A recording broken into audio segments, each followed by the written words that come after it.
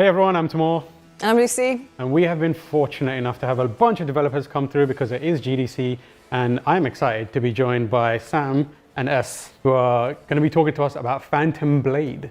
Yeah, which Phantom is Blade a Zero. very exciting character action game that I've had my eye on for a really long time.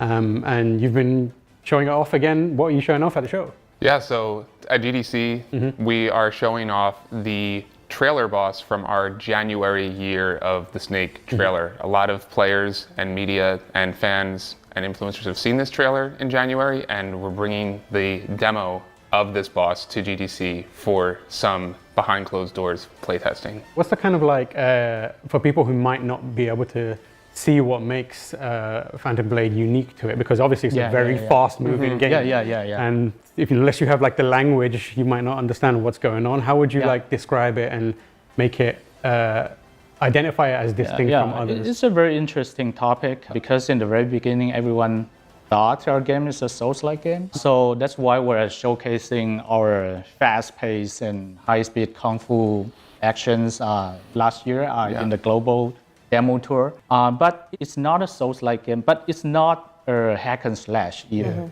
It's something we just combine different genres to make a playable kung fu movie, I would say.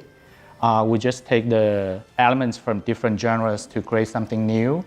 And we stand two pillars for our game. One is we want to rediscover the golden age of old Chinese kung fu movies, maybe starting from 1970s by Bruce Lee, but the trend is now a little bit fade out, and we want to get that back.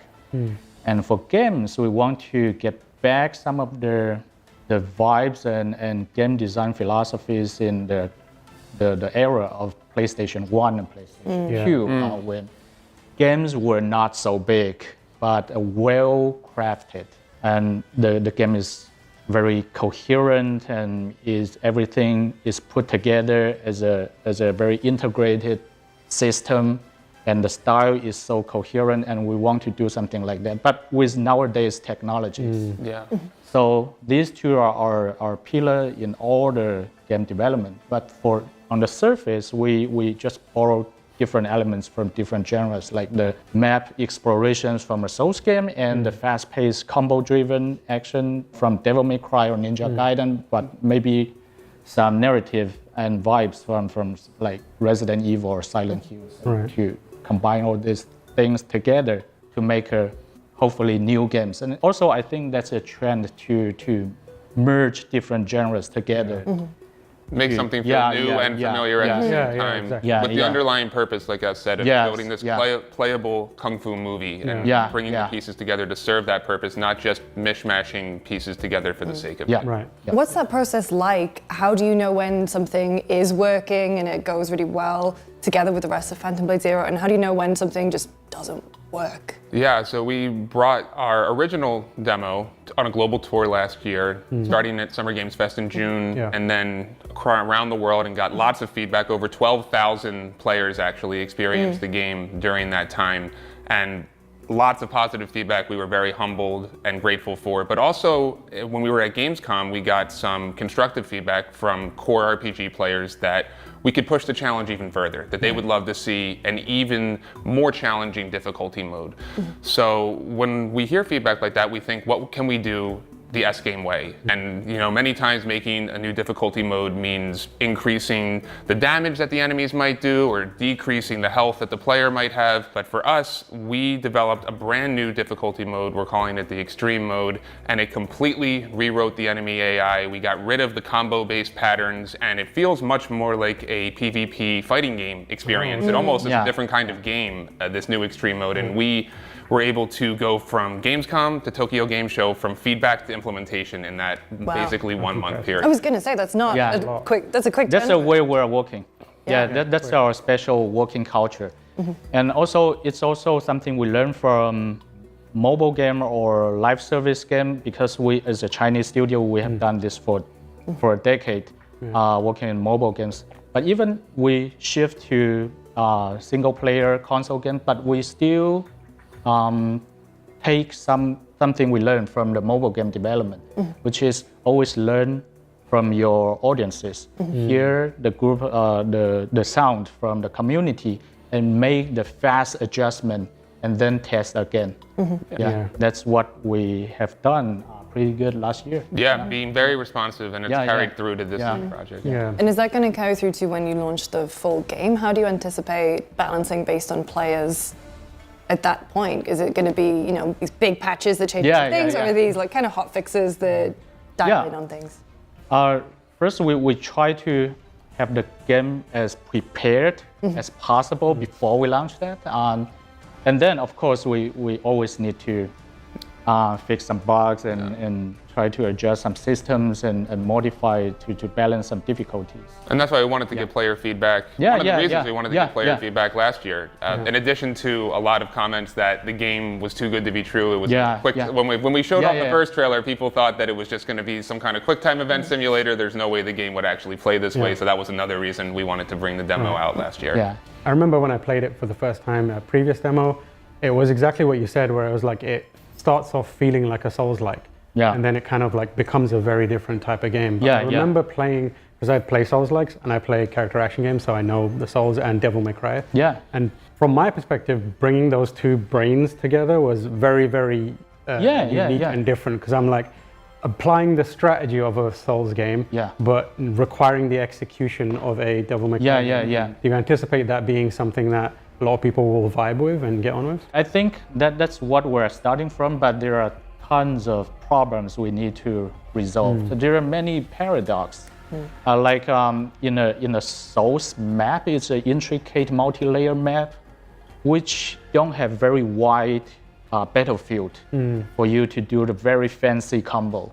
Because normally, if you play as a like Devil May Cry, you will need a huge battlefield to race to air and whatever, doing fancy movements.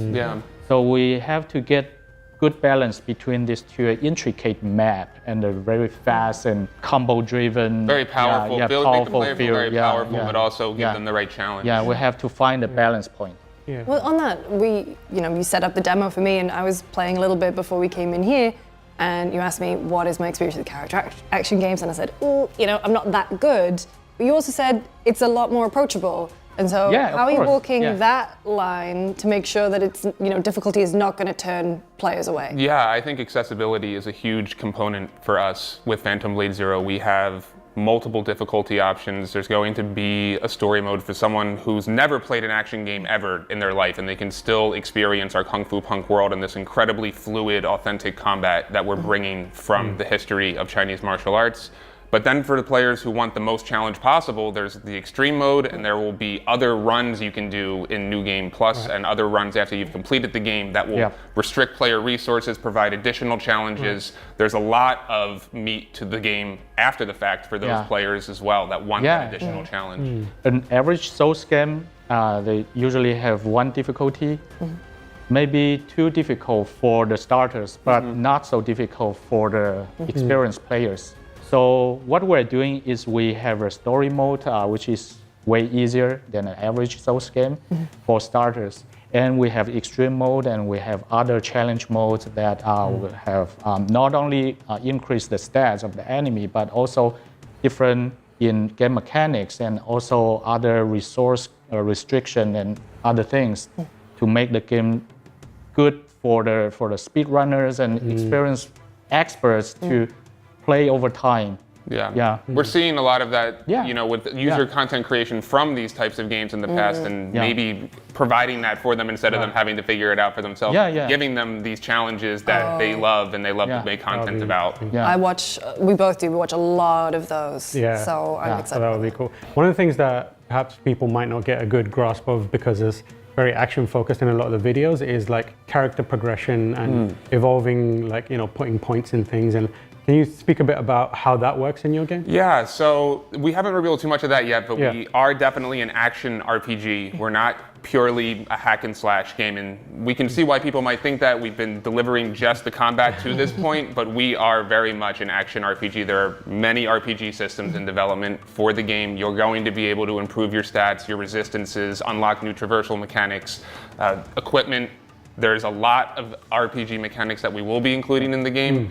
but they're all still in development at the moment. Awesome. Yeah, there are tons of side quests that will influence the ending. There are also multiple endings. So it's very RPG driven. So that New Game Plus, multiple ways to incentivize people to play multiple times. Yeah. Thank you both so much for coming down. Do we have any word on a release date? We haven't decided the exact release date yet, but we'll release the release date. We'll release the release date. Amazing. Yeah. Thank you so much. Thank you so much for joining us. Thank you. Thank you. Thank you. And thank you for watching. We'll see you again very soon.